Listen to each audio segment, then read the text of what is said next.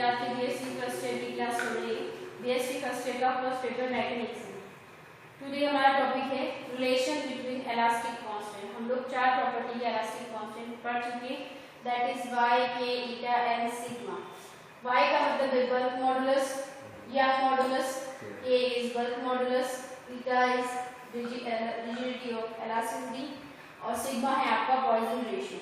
ये 4 elastic constant है।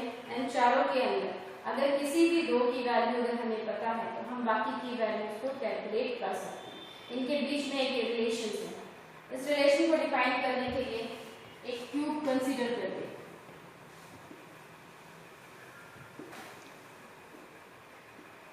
Cube है आपका A B C D P Q are.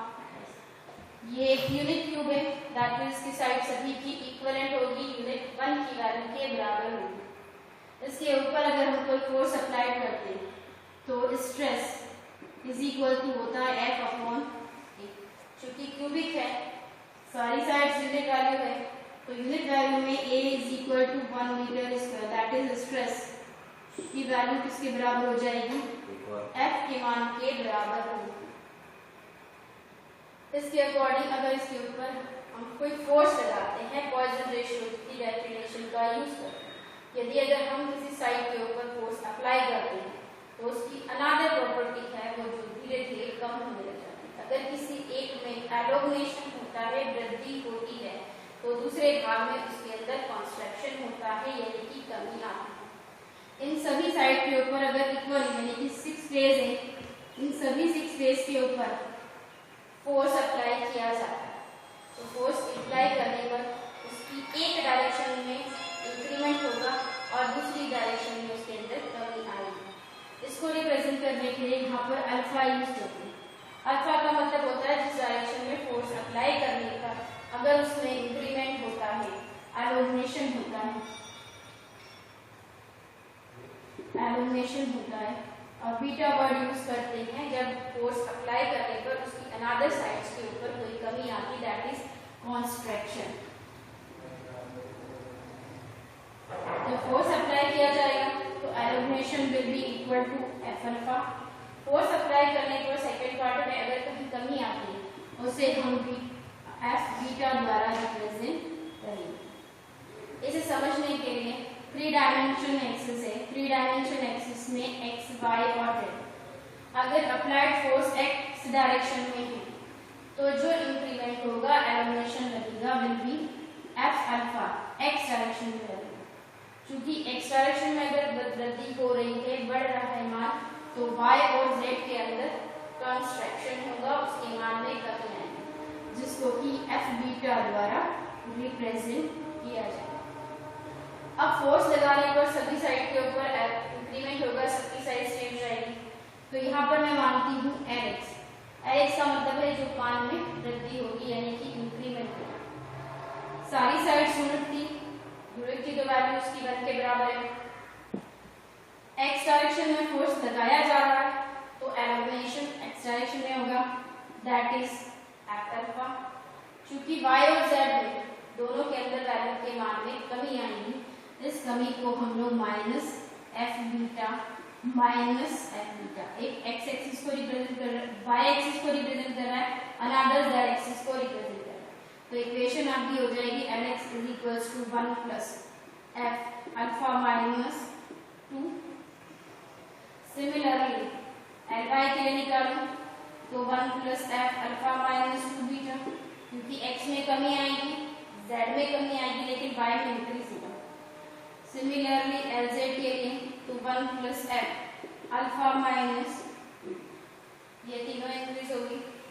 अब इन तीनों का मैं वॉल्यूम निकालूं, क्योंकि तीनों से x, y, z तीनों साइड आ गई है, इसका इंक्रीज चेंज इन वॉल्यूम निकाला जाए, दैट इज Lx, Ly और Lz। Volume is equals to 1 plus F minus 2 alpha, is equals to alpha minus 2 beta, ये की पावर, क्योंकि इसके लिए अगर मैं फॉर्मूला अप्लाई करूं दैट इज 1 प्लस एक्स की पावर है that is 1 plus M X dash dash dash M square M की पावर 3 की फॉर्म में ऑर्डर इंक्रीज होता जाएगा। क्योंकि यहाँ पर अल्फा और बीटा बहुत ही ज्यादा माइनर है, छोटे हैं, तो इनका हायर ऑर्डर टर्म जब निकाला जाएगा वो निग्लेजिबल रहेगा। द वैल्यू सिर्फ रहेगी कितनी आपकी 1 plus 3 F alpha minus 2 beta. ये आपका फर्स्ट इक्वेशन हो गया था, ये जो वॉल्यूम निकाला है वो आपका। अब इसके बाद जो ओरिजिनल वॉल्यूम था, यानी कि पहले जो वॉल्यूम था इनिशियल वॉल्यूम, ये आपका चेंज वॉल्यूम है, सॉरी ये आपका फाइनल वॉल्यूम है, ये इनिशियल वॉल्यूम है। वॉल्यूम विल बी, क्योंकि यूनिट वैल्यू 1 थी, 1 का जब क्यूब निकालेंगे तो यूनिट वैल्यू कितनी आएगी। Now change in volume, change in volume 1 plus 3f alpha minus 2 beta minus, change in volume कैसे निकाला जाएगा, फाइनल में से इनिशियल को माइनस कर देंगे, तो जो वैल्यू आएगी वो आएगी चेंज वॉल्यूम 1 से 1 की वैल्यू, तो change volume will be 3f alpha minus 2 beta. ये आपका चेंज वॉल्यूम हो गया। अब चेंज की वॉल्यूम आए तो स्ट्रेस अगर निकालते हैं तो स्ट्रेस कितना आएगा, change in stress 3f alpha minus 2 beta upon कितना आएगा f, सिर्फ f ही रहेगा क्योंकि f से f की वैल्यू कितनी हो गई है, कैंसिल होगी। Then change stress will be 3 alpha by 2 beta that is equal to 1 की वैल्यू की वैल्यू सर। यहाँ हमने बात करी चेंज इन वॉल्यूम की, चेंज इन वॉल्यूम निकाला था 3f अल्फा माइनस 2 बीटा। अब इसके बाद हम बात करते हैं नॉर्मल स्ट्रेस की। नॉर्मल स्ट्रेस का फॉर्मूला होता है k is equal to f upon 3f alpha minus 2 beta की वैल्यू की, क्योंकि f से तो f यहाँ पे कैंसिल हो गया, k is equal to 1 upon 3 alpha minus 2 beta. क्योंकि अल्फा से मैं इसको क्या कर दूं, मल्टीप्लाई और डिवाइड दोनों कर रही हूँ, इसके लिए 1 माइनस 2 बीटा बाय अल्फा।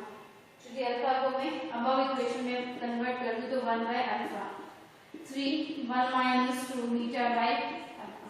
क्योंकि हम पॉइसन रेशियो की डेफिनेशन पढ़ चुके हैं, पॉइसन रेशियो में सिग्मा इज इक्वल टू जिसमें वैल्यू में कमी आती है that is contraction upon allocation, तो फॉर्मूला सिग्मा बराबर होता है बीटा अपॉन अल्फा। इस फॉर्मूले की फॉर्म से मैं यहाँ पे कन्वर्ट कर दूं, so k is equals to, and one more thing, ये modulus y is equals to हम पढ़ चुके हैं 1 अपॉन अल्फा होता है, that is k is equal to y upon 3 1 minus 2 sigma. This is the relation. यदि अगर हमें y और सिग्मा पता है तो हम k की वैल्यू को आइडेंटिफाई कर सकते हैं। This is the first relation of elastic constant है आपका। इसके अलावा और भी रिलेशन, इसके अंदर 4 रिलेशंस हैं, जिसमें से फर्स्ट आपका रिलेशन है, यानी कि अगर मुझे कोई भी दो प्रॉपर्टी पता है दैट इज y और सिग्मा पता चल गया तो मैं इससे k और k से आगे इंटर की वैल्यू को डिफाइन कर सकती हूँ। इसके बाद में सेकंड रिलेशन जो है वो आप सेकंड वीडियो में पढ़ेंगे। Thank you.